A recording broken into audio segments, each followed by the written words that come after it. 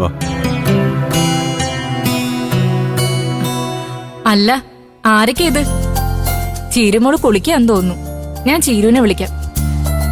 ധൃതിയില്ല സരോജിനി, അവള് കുളിയൊക്കെ കഴിഞ്ഞ് സാവധാനം വരട്ടെ. മക്കളെവിടെയാ? അവരും ആ മുറിയില്ല. നിങ്ങൾ അകത്തേക്ക് വാ, ഞാൻ എന്തെങ്കിലും കുടിക്കാനെടുക്കാം. വാ.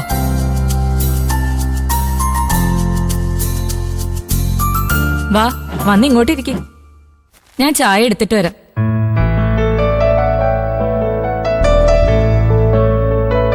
ഇവിടെ വേറെ ആരും ഇല്ലെന്ന് തോന്നല്ലോ ഏട്ടാ. ആ, മാഷ് ഇവിടെ ഇല്ലെങ്കിൽ നമ്മൾ വന്നത് വെറുതെ ആവൂലല്ലോ ലതികെ. ആ, ആരിതൊക്കെ അമ്മേ? ഇതെപ്പോഴാ രണ്ടാളും വന്നേ? ഞങ്ങൾ ഇപ്പൊ ഇവിടെ വന്നിരുന്നതേ ഉള്ളൂ. മോള് കുളിക്കാന്ന് സരോജിനി പറഞ്ഞു. അയ്യോ, എന്നിട്ട് ആന്റി എവിടെ? ഓ, ചായ എടുക്കാൻ പോയി കാണുമല്ലേ. അമ്മ ഇരിക്കേ. സുഖല്ലേ അങ്ങളെ? ആ, ഇങ്ങനെയൊക്കെ അങ്ങോട്ട് പോകുന്നു മോളെ. മോള് ഇവിടെ ഇരിക്കും. മാഷും രഘു ഒന്നും ഇവിടെ ഇല്ലേ മോളെ? ഇല്ല, അച്ഛൻ 2 ദിവസമായി അനുചേച്ചിയുടെ വീട്ടിലാ. രഘുവേട്ടനും അമ്പിളി ചേച്ചിയും ഇന്ന് രാവിലെ അങ്ങോട്ട് പോയത്. അവിടെ എന്താ മോളെ വിശേഷം? രഘുവേട്ടൻ അവിടെ പുതിയൊരു ഗാർമെന്റ്സ് തുടങ്ങാൻ പോവാ അമ്മ. ഓ, അതിന്റെ ഉദ്ഘാടനം ഉടനെ ഉണ്ടാവും. അതുവരെ മോളും മക്കളും മാത്രമാണോ ഇവിടെ? ഞങ്ങൾക്ക് കൂട്ടിന് സരോജിനി ആന്റി ഇല്ലേ അമ്മ? ചിലപ്പോ അച്ഛൻ ഇങ്ങോട്ട് വരുമായിരിക്കും.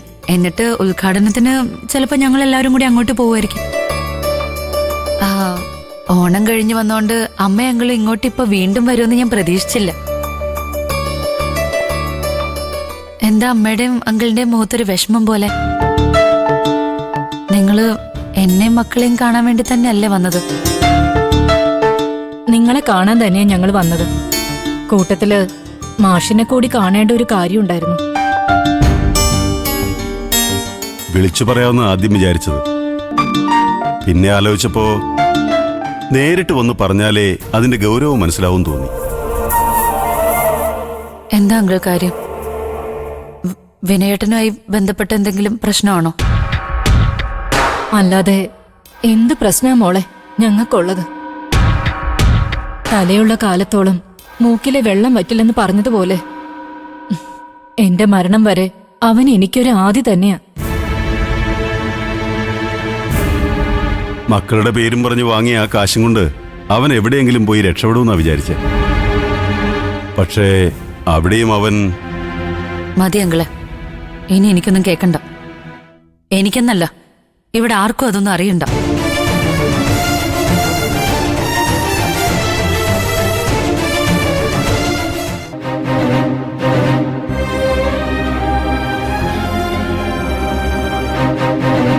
മോളെ, അതെ അമ്മ, ഇനിയൊന്നും കേൾക്കാനും കാണാനും വയ്യാത്തതുകൊണ്ടാ ഇട്ടിട്ട് പോകുന്നത്. വീണ്ടും എന്തിനമ്മ ആ മനുഷ്യന്റെ കാര്യം പറഞ്ഞുകൊണ്ട് എന്റെ കുടുംബത്തിലേക്ക് കയറി വരുന്നത്? ഞങ്ങൾക്ക് വേറൊരു വഴിയില്ലാത്തതുകൊണ്ടാ ചീരു. പിന്നെ വിനയന് വേണ്ടി നിങ്ങൾ ആരും ഒന്നും ചെയ്യണ്ട. അവനെ നിങ്ങൾ ആരും അംഗീകരിക്കുകയും വേണ്ട. അവന്റെ അമ്മയായി എനിക്ക് വേണ്ടി ഒരു സഹായം ചോദിക്കാൻ വേണ്ടിയാ ഞാൻ വന്ന്. അമ്മ ഇങ്ങനെയൊക്കെ പറഞ്ഞ് എന്നെ ധർമ്മസങ്കടത്തിലാക്കല്ലേ. അമ്മയുടെ മകൻ പുതിയ എന്ത് പ്രശ്നം ഉണ്ടാക്കി വെച്ചിരിക്കുന്നത്? ഇത് അവനായിട്ട് ഉണ്ടാക്കിയതല്ല ചീരു. അവനെ അവിടെയുള്ള ആരൊക്കെയോ ചേർന്ന് ചതിച്ചതാ.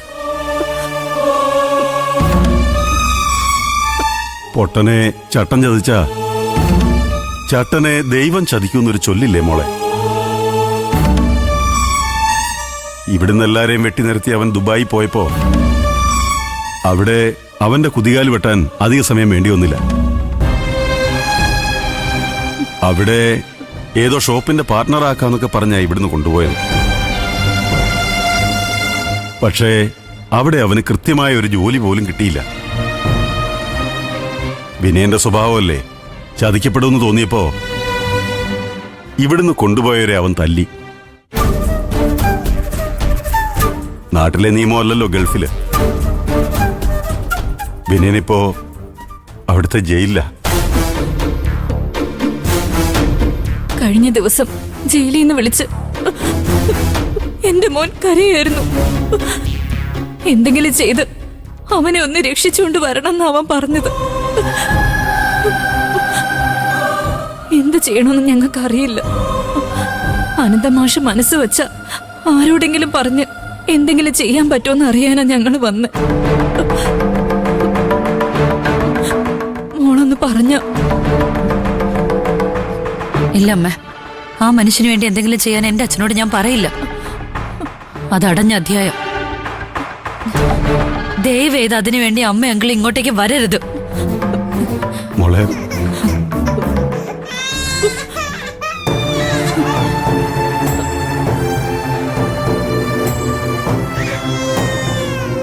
ഏട്ടാ, നമ്മൾ ഇനി എന്ത് ചെയ്യും?